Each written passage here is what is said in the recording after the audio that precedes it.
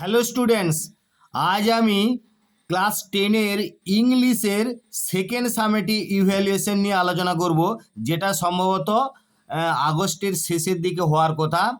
এই ক্লাস 10-এর ইংলিশের 40 নম্বরের একটি মডেল কোশ্চেন পেপার এবং তার অ্যান্সার নিয়ে আলোচনা করব, এবং বিশেষ করে এই পরীক্ষাটা কেমনভাবে দেবে সেই সম্পর্কে খুব গুরুত্বপূর্ণ কিছু টিপসও তোমাদের দেবো, যাতে করে তোমরা সহজেই যেমনই কোশ্চেন পড়ুক তোমরা অ্যান্সার দিতে পারো এবং ভালো নম্বর পাও। তাই শেষ পর্যন্ত ভিডিওটা স্কিপ না করে তোমরা কিন্তু দেখবে, অবশ্যই দেখো এবং আমার গুরুত্বপূর্ণ পরামর্শ বা টিপসগুলো শুনবে। দেখো, তোমাদের 40 নম্বরের একটা কোশ্চেন পেপারে সময় থাকবে 1.5 ঘন্টা, এবং সিন 10, আনসিন 10, গ্রামার 10, রাইটিং 10, এইভাবেই সাজানো হয়েছে কোশ্চেনটা। সম্ভবত এইভাবেই তোমাদের পড়বে এবং তোমরা কিন্তু এইভাবেই প্রস্তুত হওয়ার চেষ্টা করবে, এইভাবেই প্রিপারেশানটা নেবে। দেরি না করে দেখো, আমি তোমাদের বাংলা অর্থ বলারও চেষ্টা করছি এবং তোমাদেরকে কোশ্চেনের অ্যান্সারগুলো কীভাবে দেবে সেটা অ্যান্সার সহই তোমাদেরকে দেখাবো। Reading comprehension seen, read the following text and answer the questions given below. নিম্নলিখিত পাঠ্যাংশটি পড়ো এবং নিচে দেওয়া প্রশ্নগুলির উত্তর দাও। আর যেহেতু এটি সিন প্যাসেজ, তোমরা বাংলা অর্থটা অবশ্যই জানো, কারণ এটা তোমরা পড়েছো, এবং আওয়ার রান অ্যাওয়ে কাইট যে প্রোজ পিসটা আছে তার থেকে নেওয়া হয়েছে, এবং এটা তোমাদের সেকেন্ড সামেটিভের জন্য খুব ইম্পর্ট্যান্ট। অবশ্যই এটা তোমরা মানেটা বুঝতে পারবে এবং প্রশ্নগুলো কেমনভাবে আছে করা হচ্ছে দেখো একটু। আমি বলে দেবো তোমাদেরকে কিভাবে করা উচিত। We live on the big half moon island. আমরা বিগ হাফ মুন দ্বীপে বসবাস করি। We are father and Claude and I and aunt Esther and Mimi and Dick. আমরা হলাম ফাদার অর্থাৎ বাবা, এবং ক্লড এবং আমি, আর আন্ট এস্থার অর্থাৎ এস্থার পিসি, মিমি এবং Dick. It use to be only father and Claude and I. কেবলমাত্র বাবা, ক্লড এবং আমিই থাকতাম। It is all on account of the kite that there are more of us. আর এটা ঘুড়িটার জন্যই বা ঘুড়িটার কারণেই আমাদের আরও অনেকেই সেখানে রয়েছে। This is what I want to tell you about. আর এটাই এটা সম্পর্কেই আমি তোমাদের বলতে চাই। Father is the keeper of the big half moon lighthouse. Big half মুনের বাতিঘরের রক্ষী হচ্ছে আমার বাবা। I am 11 years old. আমি হচ্ছি 11 বছরের। Claude is 12। ক্লড হলো 12 বছরের। ইন উইন্টার, শীতকালে, when the harbour is frozen over, যখন বন্দরটা বরফে ঢাকা পড়ে যেত, we all move over to the mainland. আমরা সবাই মূল ভূখণ্ডে চলে যেতাম। As soon as spring comes, আর যেই না বসন্ত আসতো, back we sail to our own deer island, তখন আমরা ফের আমাদের প্রিয় দ্বীপে পাড়ি দিতাম। The funny part used to be that people always pitied us when the time came for us to return. মজার ব্যাপারটা হতো যে লোকেরা সর্বদাই আমাদের প্রতি সমবেদনা জানাতো যখনই আমাদের ফেরার সময়টা আসতো। They said we must be so lonesome over there with no other children near us. তারা বলতো যে আমরা অবশ্যই ভীষণ নিঃসঙ্গ একাকী বোধ করব সেখানে কোনো আমাদের কাছাকাছি বাচ্চারা না থাকায়। অফকোর্স, অবশ্যই Claude and I would have liked to have someone to play with us. অবশ্যই ক্লড এবং আমি চাইতাম যে আমাদের সঙ্গে কেউ না কেউ খেলা করুক। It is hard to run pirate caves and things like that with only two. এটা খুব কঠিন হতো জলদস্যুদের গুহায় দৌড়ানোর মতন যে সমস্ত খেলা রয়েছে সেই খেলাগুলো কেবলমাত্র দুজনে খেলা। But we use to quarrel a good deal with the mainland children in winter.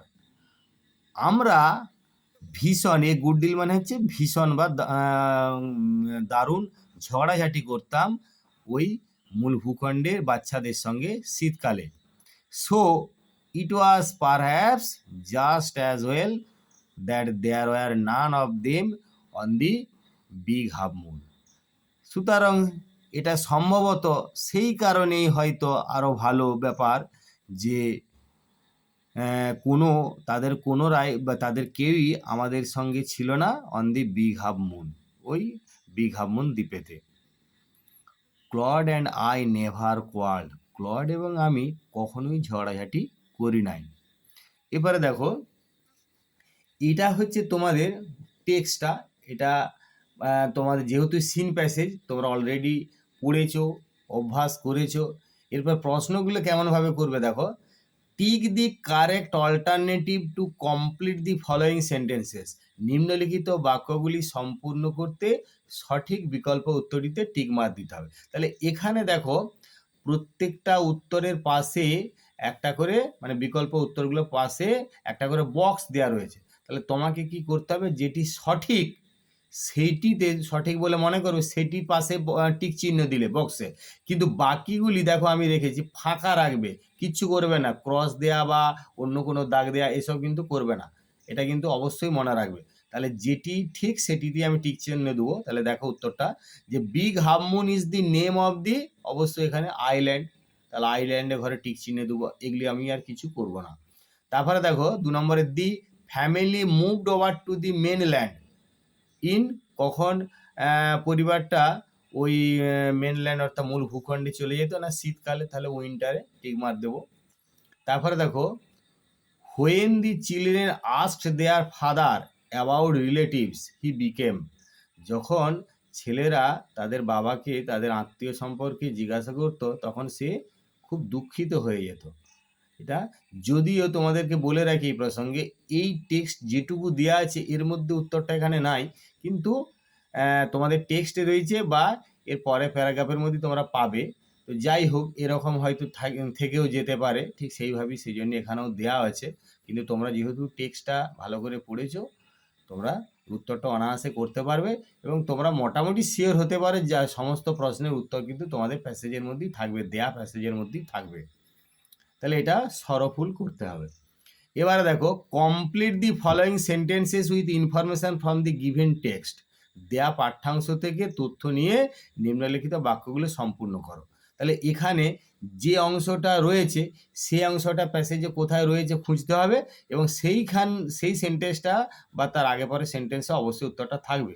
দেখো একদম অর্থটা বোঝার চেষ্টা করবে।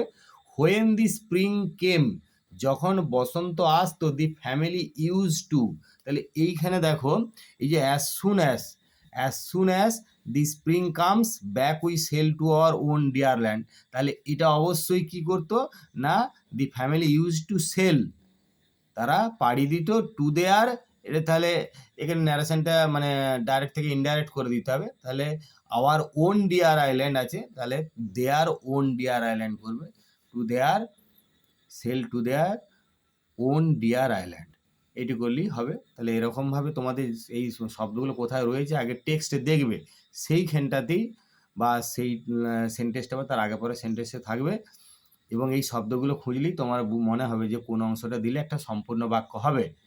দেখো the people of the mainland pitied them when, তাহলে এই লাইনটা এখানে কোথায় আছে দেখো, এই যে দেখো the funny part use to be that people always pitied us when, তাহলে এখানে হোয়েনের পর থেকে দেখো the time came for us to return, তাহলে এখানে the time came for them করতে হবে টু রিটার্ন, আস তো বলা যাবে না, তাহলে এখানটা তোমরা সেভাবে লিখো যে দি time came for them to return, when the time came for them to return. এরপরে দেখো অ্যান্সার দি ফলোয়িং কোশ্চেন, নিম্নলিখিত প্রশ্নটির উত্তর দাও। দেখো বলা আছে make a list of the people who lived in the big half moon, ওই বিগ হাফ মুন দ্বীপে যে লোকেরা বসবাস করতো তাদের একটা তালিকা তৈরি করো। এখানে কে বসবাস করতো সেইটা আমরা টেক্সট অনুযায়ী, অর্থাৎ টেক্সটে যা বলা রয়েছে সেটি বলবো। তাহলে সেই জন্য এরকম লিখে দেওয়া ভালো যে মানে সেই সময়ে কে বসবাস করতো আমাদের গল্পে, তো আর অন্য ডিটেলস দেওয়া নাই, তাহলে ডিটেলস এখানে গল্পেতে যা দেওয়া রয়েছে সেই অনুযায়ী যদি করতে হয় তাহলে তোমাদের এইভাবে ভাষাটা লেখা ঠিক হবে আমার মনে হয়, যে অ্যাকর্ডিং টু দি টেক্সট, অর্থাৎ পাঠ্যাংশ অনুসারে, দি people who lived on the big half moon, যে লোকেরা এই বিগ হাফ মুন দ্বীপটাতে বসবাস করত, ওয়ার তারা ছিল, দি ন্যারেটরস ফাদার, অর্থাৎ এখানে কথকের বাবা, Claude, aunt Esther, Mimi, Dick and the narrator herself, এবং ন্যারেটর নিজে সহ ন্যারেটরের father, Claude, aunt Esther, Mimi, Dick, এরা সবাই বসবাস করতো। তাহলে এইভাবে ভাষাটা লিখবে যে অ্যাকর্ডিং টু দি টেক্সট, কারণ এটা টেক্সট অনুযায়ী এই সমস্ত লোকেরা সেই বিগ হাফ মুন দ্বীপটাতে সেই সময় থাকতো। যে according to the text, the people who lived on the big half moon were the narrator's father, Claude, aunt Esther, Mimi, Dick and the narrator herself. এইভাবে উত্তরটা তোমাদেরকে করতে হবে। তারপরে দেখো এবারে 2 দাগে, read the poem and answer the questions that follow. এই কবিতাটা তোমাদের অবশ্যই তোমাদের মানে পড়া রয়েছে, যেহেতু সিন প্যাসেজ তোমরা করতে পারবে। দেখো, মাই ওন টু ফ্যামিলি এটা থেকে নেওয়া। Read the poem and answer the questions that follow, কবিতাটি পড়ো এবং তারপরে যে প্রশ্নগুলো দেওয়া রয়েছে সেগুলোর উত্তর দাও। Once I crept in an oak wood, একদা আমি একটি ওক গাছের জঙ্গলে বা ওক গাছের বনেতে চুপি চুপি ঢুকে পড়েছিলাম। I was looking for a stag, আমি একটা পুরুষ হরিণের খোঁজ করছিলাম। I met an old women there, আমার সঙ্গে সেখানে একজন বৃদ্ধা মহিলার দেখা হলো। All knobbly stick and rag, শক্ত গাঁটওয়ালা লাঠি এবং ছেঁড়াখড়া পোশাক পরেছিল। সি সেড, সে বলল, I have your secret here inside my little bag, আমার এই ছোট্ট ঝোলার মধ্যে, এখানে আমার এই ছোট্ট ঝোলার মধ্যে তোমার গোপনীয়তা রয়েছে।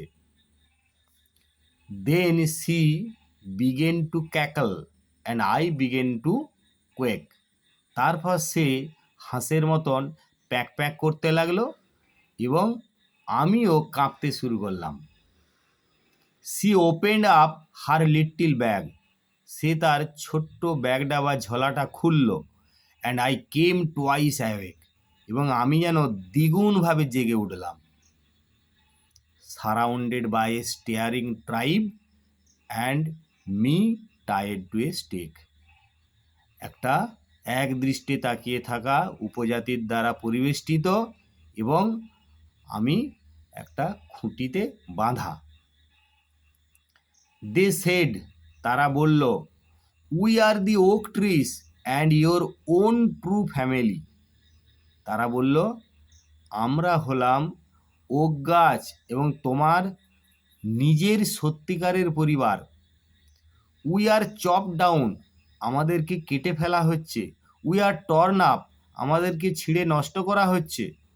You do not blink an eye, তুমি একটা চোখের পাতাও পলকও ফেলছো না, তুমি একটা চোখের পলকও ফেলছো না।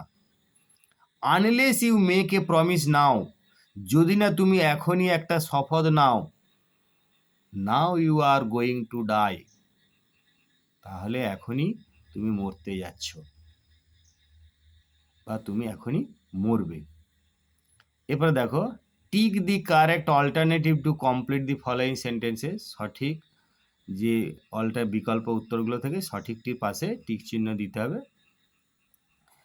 তো তোমরা সেই আগের মতন বললাম, যেটি সঠিক সেটিতে টিক চিহ্ন দিবে, বাকিগুলি কিছু করবে না। দেখো কি বলা আছে, in the oak wood the poet met with a oblique an, মানে এ অথবা অ্যান ওল্ড উইমেন, এখানে আর তোমাদের বিশেষ কিছু দেখার দরকার হচ্ছে না। তবে তোমাদেরকে পরামর্শ দেবো, সব অল্টারনেটিভগুলো পড়ার দরকার আছে, কারণ তোমার হয়তো প্রথমেরটা কি দ্বিতীয়টা মনে হলে যে হ্যাঁ এইটাই উত্তর, কিন্তু পরে আরও অল্টারনেটিভগুলো দেখলে তোমার তখন হয়তো আরও ক্লিয়ার হবে যে না এইটা নয়, এইটা পরিষ্কার। সেই জন্যই সবগুলোই তোমরা একবার পড়বে, পড়ে তারপরে যেটি সঠিক মনে হবে সেইটি আবার একবার এখানে টেক্সটের সঙ্গে একটু এই যে লাইনগুলোর সঙ্গে, কবিতা হলে লাইনগুলোর সঙ্গে বা প্রোজ হলে সেন্টেন্সগুলোর সঙ্গে মিলিয়ে নেবে। দেখো তাহলে এখানে ওল্ড উইমেনের টিক মার দেবে, ওল্ড উইমেনের ঘরে, পাশের ঘরে বক্সে।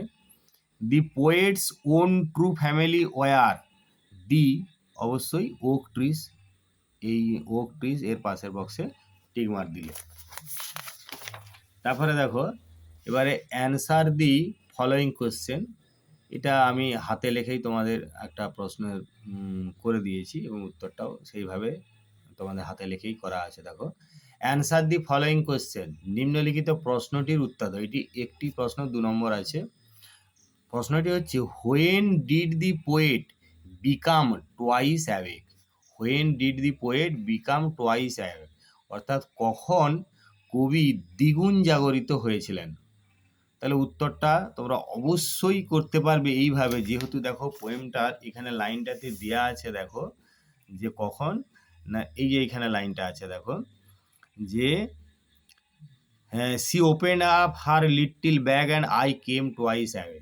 তার আগে কি রয়েছে না, I then she began to cackle and I began to quake, she open up her little bag and I came twice away. তাহলে এইখানটাতে লিখতে হবে যখন, এই যে দেখো উত্তরটা কীভাবে লিখছি, যে দি পোয়েট বিকেম, যে টেন্সে উত্তরটা থাকবে চেষ্টা করবে সেই টেন্সেই উত্তরটা লিখতে। বারবার বলছি, যে টেন্সে প্রশ্নটা থাকবে সেই টেন্সেই উত্তরটা লেখার চেষ্টা করবে। এখানে দেখো পাস্ট টেন্সে আছে, তাহলে আমি তাই করছি, the poet became twice awake when the old woman began to cackle and opened up her little bag, যখন সেই বৃদ্ধা মহিলা হাঁসের মতো প্যাক প্যাক আওয়াজ করতে শুরু করলো এবং তার ছোট্ট ঝোলাটা খুলল, তখন কবি দ্বিগুণ জাগরিত হয়ে গেল। তাহলে খুব ছোট করে উত্তর এবং সহজেই তোমরা উত্তরটা এরকম দিতে পারবে। এবারে দেখো আমরা আনসিনে চলে যাব। আনসিন তোমাদের এই যে সামেটিভ ইভ্যালুয়েশনগুলো আছে, ফার্স্ট সামেটিভ, সেকেন্ড সামেটিভ বা থার্ড সামেটিভ, এই ইভ্যালুয়েশন বা এক্সামগুলোতে সাধারণত কোনো স্টোরি বা কোনো রিয়েল ঘটনা কিছু, সেগুলো থেকে বিশেষ করে পড়ার চান্স থাকে, মানে সেই ধরনেরই আমি এখানে একটা আনসিন তোমাদের জন্য চয়েস করেছি, একটা প্যাসেজ, এবং এটা চিরকালই খুব ইম্পর্ট্যান্ট, বিভিন্ন ক্লাসের স্টুডেন্টদের পরীক্ষাতে এটা পড়ে। যাই হোক, তোমাদেরকে এটা একটা মানে স্যাম্পল হিসাবে তোমাদেরকে দেয়া হয়েছে। প্যাসেজটা খুব ইম্পর্ট্যান্ট প্যাসেজ, কিন্তু তোমরা ভালো করে, আমি বাংলা মানেগুলো বলছি, খেয়াল করো। Reading comprehension unseen, read the passage and answer the following questions, এই অনুচ্ছেদটি পড়ো এবং নিম্নলিখিত প্রশ্নগুলির উত্তর দাও। গৌতম বুদ্ধ, গৌতমা বুদ্ধ করা আছে এটা, Gautama Buddha was born in a rich noble family in Lumbini in the 6th century BC, অর্থাৎ গৌতম বুদ্ধ খ্রিস্টপূর্ব 6ষ্ঠ শতাব্দীতে লুম্বিনীতে একটি ধনী অভিজাত পরিবারে জন্মগ্রহণ করেছিলেন। অ্যাট দি এজ অফ 16, 16 বছর বয়সে he married a beautiful cousin named Yashodhara, তিনি বিবাহ করেছিলেন এক সুন্দরী, এখানে কাজিন যদি থাকে তাহলে প্যাসেজে যা আছে সেই অনুযায়ী তোমাদের করতে হবে, প্যাসেজে অনুযায়ী কাজিন মানে তুতো বোন, তাহলে তিনি একজন সুন্দরী তুতো বোনকে বিবাহ করেছিলেন, যশোধারা নামে একজন সুন্দরী তুতো বোনকে বিবাহ করেছিলেন অ্যাট দি এজ অফ 16, 16 বছর বয়সে। অ্যান্ড আনটিল হি ওয়াজ 29, এবং তিনি 29 বছর বয়স পর্যন্ত he lived the life of an Indian nobleman, তিনি একজন ভারতীয় অভিজাত ব্যক্তির মতোই জীবনযাপন করেছিলেন। The life of luxury and material comfort, যে জীবনটা হচ্ছে বিলাসিতা এবং পার্থিব সুখ শান্তির জীবন, বিলাসিতা এবং পার্থিব সুখের জীবন, মেটেরিয়াল কমফোর্ট মানে পার্থিব সুখ। দেন হি সাডেনলি বিকেম ডিসকন্টেন্টেড, তারপর তিনি হঠাৎ করে অসন্তুষ্ট হয়ে উঠলেন। অ্যাজ হি ফেল্ট দ্যাট, কারণ তিনি অনুভব করলেন যে দি life he had been living, যে জীবনটা তিনি যাপন করছেন ওয়াজ নট এ রিয়েল লাইফ, এটা কিন্তু প্রকৃত জীবন নয়। He wanted to find out the meaning and purpose of being alive, তিনি চাইলেন বেঁচে থাকার বা জীবিত থাকার অর্থ এবং উদ্দেশ্যটা খুঁজতে, তিনি চাইলেন জীবিত থাকার বা বেঁচে থাকার অর্থ এবং উদ্দেশ্য খুঁজতে। উইথ দিস ইন্টেনশন, এই উদ্দেশ্যেই he left his kingdom, wife and son, তিনি তার রাজ্য, স্ত্রী, পুত্র ত্যাগ করলেন। And began to lead an ascetic life, এবং তিনি একটি যোগী বা তপস্বীর জীবন যাপন করতে শুরু করলেন। But soon he left that life, কিন্তু শীঘ্রই তিনি সেই জীবনও ত্যাগ করলেন। অ্যান্ড ওয়ান্ডার্ড অ্যালন, এবং একাকী ঘুরে বেড়াতে লাগলেন। অ্যাট লাস্ট, অবশেষে হি কেম টু বৌদ্ধগয়া, অবশেষে তিনি বুদ্ধগয়াতে এলেন। And sat under an enormous peepal tree, এই বানানটা কিন্তু বিভিন্ন হতে পারে, PEEPUL হতে পারে, PIPUL হতে পারে, বা PIPAL যেটা এখানে রয়েছে সেটাও হতে পারে। যাই হোক, তো এই বানানটা নিয়ে তোমাদের চিন্তার কিছু নাই।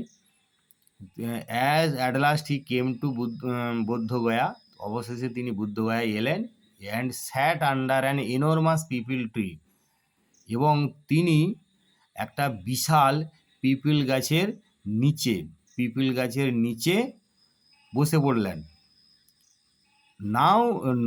নাও known as the Bodhi tree, এখন এই যে গাছটা নাও নোন মানে এখন পরিচিত হচ্ছে বোধি বৃক্ষ নামে, এই গাছটা এখন বোধি বৃক্ষ নামে পরিচিত।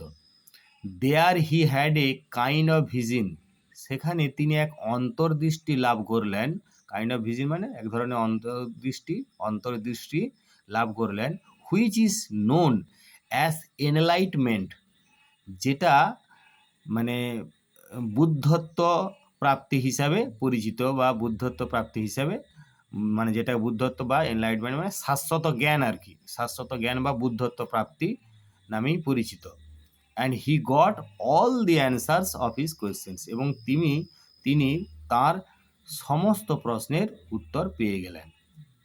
তাহলে এরপর এই প্যাসেজটা আমরা মানেটা বোঝার জন্য হয়তো 2বার 3বার 4বার পড়ব, এবং প্রতিবার যখন প্রশ্নগুলোর উত্তর লিখব তখন কিন্তু আবার পড়ে করব, এবং বারবার বলবো তোমরা কিন্তু একটু ধীরে ধীরে প্রত্যেকটা শব্দের সঠিক উচ্চারণ করে পড়বে। দেখবে তোমাদের কয়েকটা শব্দ অজানা থাকলেও তোমরা মূল অর্থটা বুঝতে পারবে, এবং যখন প্রশ্নগুলো করবে তখন সহজেই বুঝতে পারবে যে কোন সেন্টেন্সটা বা কোন লাইনটা থেকে উত্তরটা করতে হবে, বা কোন শব্দগুলো ব্যবহার করা যেতে পারে। দেখো, টিক দি কারেক্ট অল্টারনেটিভ, সঠিক উত্তরটাই টিক চিহ্ন দেবে। তাহলে বুদ্ধ ওয়াজ বর্ন ইন, এই যে আবার 4টে অল্টারনেটিভ দেওয়া থাকলেও তোমরা যেটা সঠিক সেটাতে টিক চিহ্ন দেবে, অন্যগুলো কিছু করবে না। বুদ্ধ ওয়াজ বর্ন ইন, এখানে লুম্বিনী দেয়াই আছে, তোমরা দেখতে পাচ্ছ লুম্বিনী, তাহলে লুম্বিনীতে টিক মার্ক দিলে।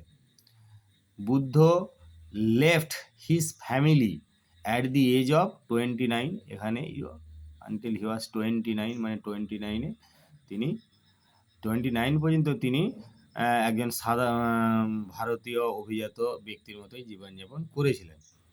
তাহলে তারপরে তিনি ফ্যামিলি, স্ত্রী, পুত্র সকলকে ছেড়ে গিয়েছিলেন। তাহলে Buddha left his family at the age of 29, এখানে টিক মার্ক দেবে। তারপরে দেখো, আনটিল বুদ্ধ ওয়াজ 29, যতক্ষণ না তার বয়স 29 অর্থাৎ 29 বছর হয়েছিল, হি লিভড, এবারে দেখো life of vagabond, the life of luxury and comfort, A painful life, তাহলে এখানে অবশ্যই দেয়া আছে যে তিনি এই যে লাক্সারি অ্যান্ড কমফোর্ট অর্থাৎ বিলাসিতা এবং পার্থিব সুখের জীবনযাপন করতেন। তাহলে এই সিয়েরটাই অল্টারনেটিভটাই টিক মার্ক দেবো, এইটাই দি life of luxury and comfort.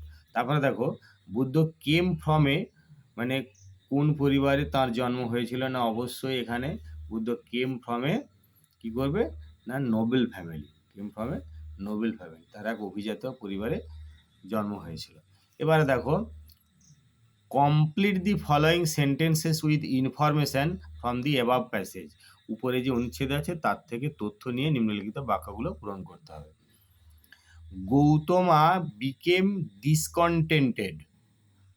Gautam Buddha অসন্তুষ্ট হয়েছিলেন বিকজ কারণটা কি না, এখানে একটা লাইন আছে দেখো, যে এই যে ডিসকন্টেন্ট মানে আমি বারবার বলেছি কোথায় প্রশ্নের শব্দগুলো আগে খুঁজবে, যে প্রশ্নের শব্দ এখানে দেখো, হি সাডেনলি বিকেম ডিসকন্টেন্ট, এই যে অ্যাস মানে কি না কারণ, he felt that the life he had been living was not a real life. তাহলে সেটাই আমরা লিখে দেবো যে because he felt that the life he had been living was not a real life. আমরা যেমন প্যাসেজে রয়েছে সেরকমই শব্দগুলো ঠিক করে সাজিয়ে লিখে দেবো। তারপরে দেখো, leaving his kingdom wife and son Gautama began to lead an ascetic life. তাহলে এই তার রাজ্য স্ত্রী পুত্রকে ছেড়ে গৌতম বুদ্ধ একটা যোগীর বা কঠোর তপস্বীর জীবনযাপন করছিলেন। কারণ কি তিনি চেয়েছিলেন, এখানে একটা লাইন আছে দেখো, এই যে দেখো, he wanted to find out the meaning and purpose of being alive. তাহলে সেইটাই আমরা লিখে দেবো, কারণ তিনি চেয়েছিলেন, he wanted to find out the meaning and purpose of being alive. He wanted to find out the meaning and purpose of being alive, এটা লিখে দিলেই হবে। এরপরে দেখো 3 নম্বরে এনলাইটমেন্টে কি না, এটা এই যে এক ধরনের এ কাইন্ড অফ ভিজন, অর্থাৎ একটা অন্তর্দৃষ্টি লাভ, বা যেটাকে আমরা বলছি যে বুদ্ধত্ব প্রাপ্ত হওয়া, হুইচ গৌতমা বুদ্ধ এক্সপিরিয়েন্স, যেটা গৌতম বুদ্ধ লাভ করেছিলেন বা যেটা গৌতম বুদ্ধ পেয়েছিলেন আন্ডার দি পিপল ট্রি, সেই পিপল গাছের নিচে বসে। তাহলে এনলাইনমেন্টটা কি না, এ kind of vision which Gautam Buddha experienced, EXPERIENCED বানানটা খেয়াল করবে, আন্ডার দি পিপল ট্রি। এরপর আমরা গ্রামার অ্যান্ড ভোকাবুলারি এখানে যাব। তবে তোমাদের পরীক্ষা দেওয়ার সময় বলি কি, সেকেন্ড সামেটিভ বা ফাইনাল যখন যাই পরীক্ষা দেবে, তোমরা কিন্তু একটা জিনিস মনে রাখবে অবশ্যই, যে আমরা পুরো কোশ্চেনটা, যেহেতু কোশ্চেনের মধ্যেই অ্যান্সারটা লিখতে হচ্ছে, তাহলে আমরা পুরো কোশ্চেনটা একবার চোখ বুলিয়ে নেব। তারপরে যেগুলো আমি পারবো খুব সহজেই বা আমার খুব কমন পড়েছে এবং আমি সহজেই করতে পারবো, তাতে রাইটিং হোক গ্রামার হোক যাই হোক, সেগুলো কিন্তু সবার আগে করে নেবে। তারপরে আগে মানে সময়টা বাঁচাতে গেলে সবসময় মনে রাখতে হবে যে উত্তরগুলো আমার খুবই কমন এসেছে বা আমি পারবো, প্রশ্নগুলো মানে খুবই কমন আছে, এগুলো উত্তর সহজেই করতে পারবো, সেগুলো আগে করে নেবে, তাহলে সময়টা বাঁচবে। যাই হোক, দেখো গ্রামারগুলো এখানে ডু অ্যাজ ডাইরেক্টেড, মানে আমি যেভাবে ব্যালেন্স করা যায় সেইভাবেই ব্যালেন্সটা করেই এটা 10 নম্বরের গ্রামারের পার্টটা করা হয়েছে। দেখো, do as directed, honesty is the best policy, সততাই শ্রেষ্ঠ নীতি। কি করতে হবে না, চেঞ্জ ইনটু কম্পারেটিভ ডিগ্রি, অর্থাৎ কম্পারেটিভ ডিগ্রি করতে হবে কার না, এইখানে যে অ্যাডজেক্টিভটা সেটার কম্পারেটিভ ফর্মটা করতে হবে। তো ডিগ্রি কিভাবে চেঞ্জ করবে, তোমরা আমার চ্যানেলটা একটু সাবস্ক্রাইব করে রাখবে এবং নোটিফিকেশানটা অল করে রাখবে, যাতে করে যে কোনো ভিডিও সহজে তোমাদেরকে পৌঁছাতে পারে। তো তোমরা সেইখানে দেখবে, চ্যানেলটা সাবস্ক্রাইব করে রাখলে সমস্ত ভিডিওগুলো দেখতে পাবে, সেই ভিডিওতে দেখবে ডিগ্রি চেঞ্জ নিয়ে ভিডিও আছে এবং কিভাবে সহজে ডিগ্রি চেঞ্জ করতে পারো সেটা তোমরা করতে পারবে, এবং এটা ডিসক্রিপশান বক্সে লিঙ্কও দিয়ে দেওয়া হবে, যাতে করে তোমরা এটা খুঁজে পেতে পারো সহজেই। দেখো, honest is the best policy, best এইটার কম্পারেটিভ ফর্ম কি, এটা সুপারলেটিভে আছে, এর কম্পারেটিভ ফর্মটা হচ্ছে বেটার আর পজিটিভ হচ্ছে গুড। তাহলে বেটার ব্যবহার করতে হবে। তাহলে কীরকমভাবে না, দেখো, honesty is better than any other policy, সততা যে কোনো নীতির থেকে আরও ভালো। তাহলে honesty is better than any other policy, এটা তোমরা কম্পারেটিভ ডিগ্রি ব্যবহার করে করতে পারবে। এবার দেখো, you should not have done it, তোমার এটা করা উচিত হয়নি, তাহলে এটাকে ভয়েস চেঞ্জ করতে হবে, খুব সোজা। It should not have been done by you, এটা আছে অ্যাক্টিভে, ভয়েস চেঞ্জের ভিডিও আছে দেখবে, এটা আছে অ্যাক্টিভে, তাহলে আমাকে করতে হবে প্যাসিভে। তাহলে আমি ইটটা অবজেক্ট আছে, ইটটাকে সাবজেক্ট করলাম, তারপরে দেখো আমার নিয়ম অনুযায়ী বি ভার্বের রূপ এবং মূল ভার্বে পাস্ট পার্টিসিপল করতেই হচ্ছে। মূল ভার্বে পাস্ট পার্টিসিপল এখানে অলরেডি করাই আছে অবশ্য। It should not have been done by you. এরপর দেখো he said to me what are you thinking, change the mode of narration, তাহলে ন্যারেশন চেঞ্জ করতে হবে। সে আমাকে বলল তুমি কি চিন্তা করছো, তাহলে সে আমাকে জিজ্ঞাসা করলো আমি কি চিন্তা করছিলাম। তাহলে he asked me what I was thinking, he asked me what I was thinking. খুব সহজ, তোমরা এটা করতে পারবে। এবার দেখো replace the underline words with proper forms of phrasal verbs given in the list below, নিচে দেওয়া যে সমস্ত ফ্রেজাল ভার্বের লিস্ট রয়েছে তার উপযুক্ত ফর্ম বসিয়ে এই আন্ডারলাইন অর্থাৎ নিচে দাগ দেওয়া শব্দগুলো পরিবর্তে বসাতে হবে। There are some extra phrasal verbs in the list, এই যে নিচে তালিকাটা দেওয়া আছে এতে কিছু বাড়তি ফ্রেজাল ভার্বও রয়েছে, তোমাকে এগুলোর মধ্য থেকে সঠিক ফ্রেজাল ভার্বটি বেছে নিয়ে এবং এটি কিন্তু মানে তোমার প্রয়োজনে চেঞ্জ করে বসাতে হবে, কারণ চেঞ্জ তো করতেই হবে তোমরা জানো। আর ফ্রেজাল ভার্ব যেগুলো মোস্ট ইম্পর্ট্যান্ট ফ্রেজাল ভার্ব, সেরকম ফ্রেজাল ভার্বের স্পেশাল ফ্রেজাল ভার্বের ভিডিও আছে, মোস্ট ইম্পর্ট্যান্ট ফ্রেজাল ভার্ব যেগুলো তোমাদের মাধ্যমিকের জন্য তো বটেই, অন্যান্য মানে ক্লাস 9 বা 8 এদের জন্যও ইম্পর্টেন্ট, তোমাদের মাধ্যমিকের জন্য ভীষণ ইম্পর্টেন্ট ফ্রেজাল ভার্বের একটা ভিডিও করা আছে শুধুমাত্র ফ্রেজাল ভার্বে, সেটা অবশ্যই দেখে নিও। দেখো দি price of rice has decrease, এখানে আমি একটু ফ্রেজাল ভার্বের লিস্ট আগে বলে দিই। দেখো ব্রিং আপ মানে লালন পালন করা, কাম ডাউন কমানো বা কমে যাওয়া, ব্রাস্ট ইনটু হঠাৎ ঢুকে পড়া বা ফেটে পড়া, ব্রেক উইথ মানে কোথাও ছাড়াছাড়ি হয়ে যাওয়া যেটাকে বলা হয়, ব্রেক উইথ মানে ছাড়াছাড়ি হয়ে যাওয়া, আস্ক ফর মানে চাওয়া মানে ডিমান্ড আর কি। তাহলে দি price of rice has decreased অর্থাৎ চালের দাম কমে গেছে। তাহলে ডিক্রিজড এটা আছে কিসে না পাস্ট পার্টিসিপিলে, তাহলে পাস্ট পার্টিসিপিল মানে এখানে কাম ডাউনে, কামের পাস্ট পার্টিসিপিল কি না কাম, অর্থাৎ কাম কেম কাম, তাহলে আমাকে কাম ডাউনই আমি করবো। এখানে যে টেন্সে থাকবে অবশ্যই মনে রাখবে এই ভার্বটা যে টেন্স ফর্মে থাকবে অবশ্যই সেই টেন্সে করতে হবে, কিন্তু সেটা প্রেজেন্ট ফর্ম আছে না পাস্ট ফর্ম আছে না পাস্ট পার্টিসিপেল ফর্ম আছে না প্রেজেন্টের মধ্যে আবার এস বাই এস যোগ আছে কি না, সেরকমভাবে দেখে এটাও করতে হবে। এটা কিন্তু বারবার বলছি, এটি মনে রাখতে হবে। হি কোয়ার্লড উইথ মি, কোয়ার্ল মানে ঝগড়াঝাটি করেছিল, অর্থাৎ এইটা পাস্ট টেন্সে আছে, তাহলে তোমাকে এইখানে যা অ্যাকচুয়ালি কোয়াল ঝগড়াঝাটি করে ইংরেজি ফ্রেজাল ভার্বে তোমরা পাবে fall out, FALL fall out, কিন্তু এখানে যা ফ্রেজাল ভার্বগুলো দেওয়া থাকবে লিস্টে তার মধ্য থেকে করতে গেলে তোমাকে এখন ব্রেক উইথ এটা করতে হবে। তাহলে হি কোয়ার্লড উইথ মি, তাহলে এটা আছে পাস্ট টেন্সে, ব্রেকের পাস্ট টেন্স হচ্ছে ব্রোক, তাহলে আমি করব ব্রোক উইথ।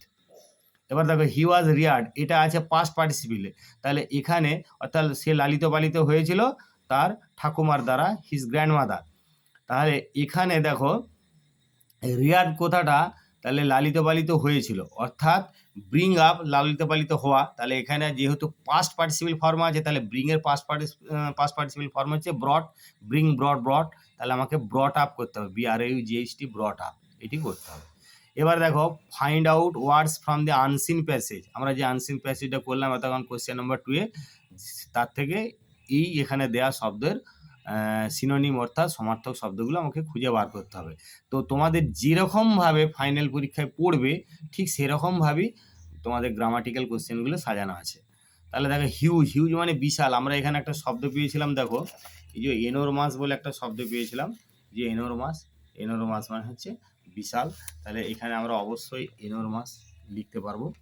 তারপরে এখানে দেখো বলছে one rigidly self denying in religious observances, অর্থাৎ ধর্মীয় পালনে আত্মত্যাগ, কঠোরভাবে আত্মত্যাগ মানে কি কঠোরভাবে সংযমী, অর্থাৎ যেটাকে আমরা বলছি কঠোর তপস্যাপূর্ণ বা কঠোর তপস্বী জীবন, তো সেটা এখানে দেখো ইংরেজিতে রয়েছে যে অ্যাসেটিক, এই যে ASCETIC, তাহলে এইটা এখানে লিখে দাও অ্যাসেটিক ASCETIC। এরপরে আমরা রাইটিংয়ে যাব, একটা 10 নম্বরের রাইটিং দেওয়া হয়েছে এবং এটা তোমরা অবশ্যই জানো প্রত্যেকটা রাইটিং 100 শব্দের মধ্যে করতে হয় এবং 10 নম্বর করে থাকে। ফাইনালে 3টে রাইটিং তোমাদের পড়বে, প্রত্যেকটা রাইটিং 10 নম্বর করে। তো এবারে তোমাদের 2023-এ যারা মাধ্যমিক দিবে বিশেষ করে তাদের জন্যে নোটিশ কিন্তু ইম্পর্ট্যান্ট আছে, তাহলে সেরকমই আমি একটা নোটিশ এখানে তোমাদেরকে একটা সাজেশন হিসাবে দিয়েছি। দেখো you are the school captain, তুমি school captain, write a notice inviting the students to participate in the meeting, তাহলে একটা নোটিশ লিখতে হবে ছাত্রছাত্রীদেরকে আমন্ত্রণ জানিয়ে মিটিংয়ে যোগদান করার জন্য, না কি ব্যাপারে, না regarding the celebration of the golden jubilee of your school, তোমার স্কুলে যে সুবর্ণ জয়ন্তী পালন হবে সেই সম্পর্কে যে মিটিংয়ের আয়োজন করা হবে, সেই মিটিংয়ে যাতে করে তোমার সমস্ত ছাত্রছাত্রীরা যোগদান করে, সেই জন্যে স্কুল ক্যাপ্টেন হিসেবে তোমাকে একটা নোটিশ লিখতে হবে স্কুলের নোটিশ বোর্ডে। তাহলে এটা 100 শব্দের মধ্যে লিখতে হবে, তোমরা জানো। তাহলে এই নোটিশ লিখতে গেলে কিভাবে নোটিশ লিখবে, নোটিশ লেখার ভিডিও আমার দেয়া আছে, সেখানে কিভাবে নোটিশ লিখবে এবং ইম্পর্টেন্ট নোটিশ সম্পর্কে অনেক ভিডিও আছে, তোমরা অবশ্যই ভিডিওটা দেখবে। আমি বারবার বলছি, চ্যানেলটা সাবস্ক্রাইব করে রাখলে এই ভিডিওগুলো তোমরা সহজেই পেয়ে যাবে বা দেখতে তোমাদের সুবিধা হবে।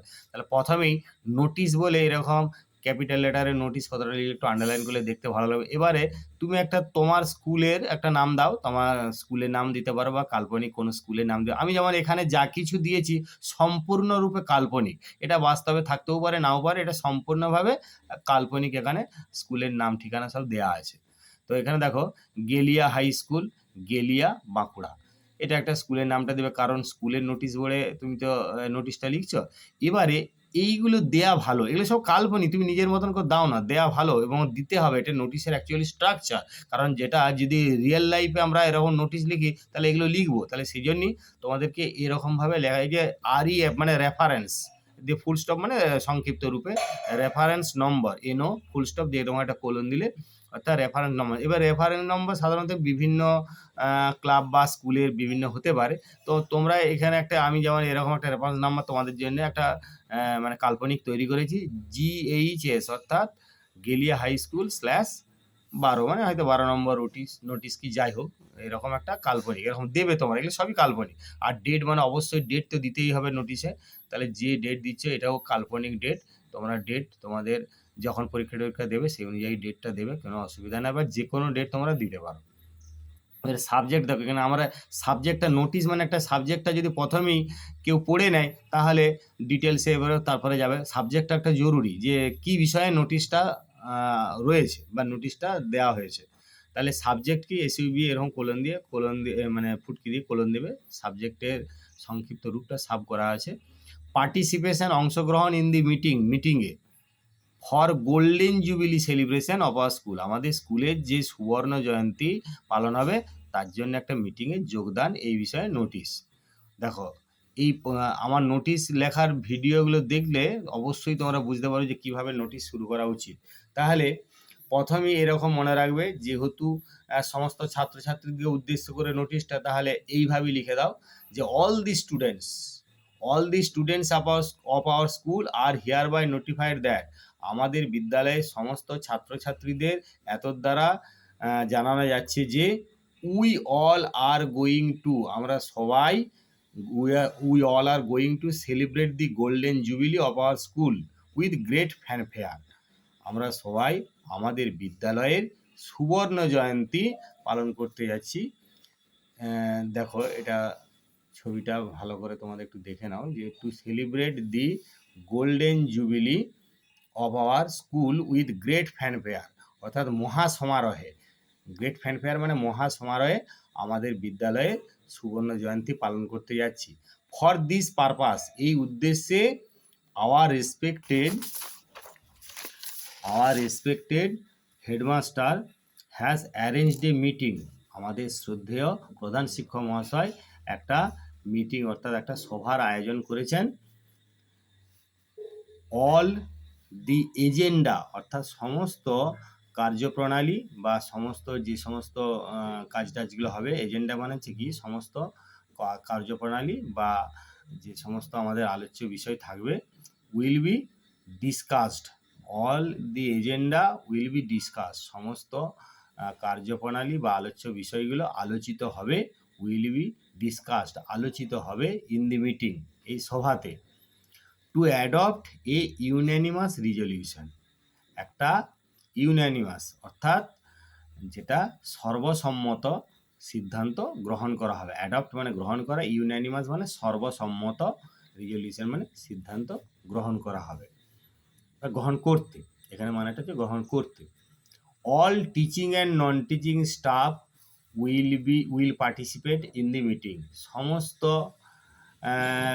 শিক্ষক এবং অশিক্ষক কর্মচারীরা উইল পার্টিসিপেট যোগদান করবে, ইন দি বা অংশগ্রহণ করবে, ইন দি মিটিং এই সভাতে। The presence of the students is must. ছাত্রছাত্রীদের উপস্থিতিটা অবশ্যই দরকার। The presence of the students is must.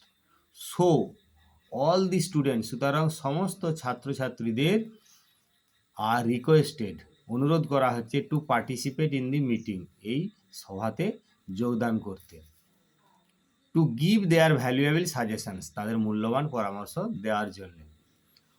All should note that, সকলেরই বিষয়টা মনে রাখা উচিত যে, বা এটা লক্ষ্য করা উচিত যে, students have a major role, ছাত্রছাত্রীদের একটা গুরুত্বপূর্ণ ভূমিকা রয়েছে, টু প্লে, গুরুত্বপূর্ণ ভূমিকা পালন করতে হবে, ইন দি সেলিব্রেশন, এই উদযাপনটাতে। কোঅপারেশন ফ্রম, এই দুটো সেন্টেন্স, এই লাস্টে কোঅপারেশন থেকে যে দুটো সেন্টেন্স আমি লিখছি, এই দুটো সেন্টেন্স যে কোনো নোটিশে তোমরা লাগাতে পারবে এবং তোমাদের সুবিধা হবে, কারণ আমরা 100 শব্দের মধ্যে নোটিশটা লিখতে হয়। তো এই দুটো সেন্টেন্স তোমাদের লিখলে খুব মানে সঠিক, এবং তোমরা যে কোনো নোটিশই লাগাতে পারবে, এবং তোমরা প্র্যাকটিস করে রাখো বা অবশ্যই প্রস্তুতি নিয়ে রাখবে, এগুলো লাগাবে। কোঅপারেশন ফ্রম অল ইজ সলিসিটেড, অর্থাৎ সকলের কাছ থেকেই সহযোগিতা কাম্য। ফর ফার্দার ইনফরমেশান, আরও খবরাখবরের জন্য বা আরও তথ্যের জন্য, anyone can contact the undersigned, যে কেউ নিম্ন স্বাক্ষরকারীর সঙ্গে যোগাযোগ করতে পারে। এসডি মানে ঠিক এইভাবে চিহ্নটা দেবে, অর্থাৎ সাইন্ড, এসডি মানে কি, সাইন্ডের সংক্ষিপ্ত ফর্ম হচ্ছে এসডি।